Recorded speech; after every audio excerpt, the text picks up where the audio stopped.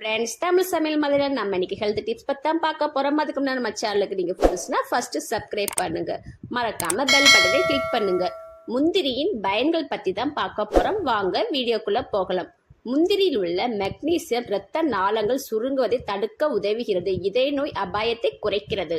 முந்திரியில் கெட்ட கொழுப்பினை அளவை குறைத்து இதய ஆரோக்கியத்தை மேம்படுத்த உதவுகிறது.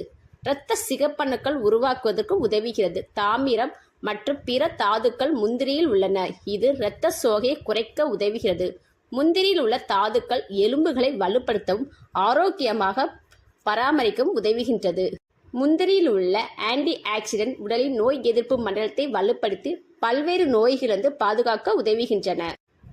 பொதுவாக மெக்னீசியம் பற்றாக்குறை பல உடல்நல பிரச்சனைகள் ஏற்படுத்தும். உடலின் மெக்னீசியம் அளவு சீராக இருக்க வேண்டும் என்றால் தினசரி சில முந்திரிகள் சாப்பிடலாம். முந்திரியில் நிறைந்திருக்கும் மெக்னீசியம் இரத்த நாளங்கள் தளர்த்தி ஒற்றை தலைவலியின் நிகழ்த்தி செய்ய உதவுகிறது. தொடர்ந்து முந்திரி பருப்புகள் சாப்பிடுவதால் கேன்சர் நோய் வருவதை தடுக்க உதவுகிறது. முந்திரி பருப்பை இரவில் ஊற வைத்து மறுநாள் காலையில் சாப்பிடுவது நல்லது. இது செரிமானத்திற்கு உதவுகிறது.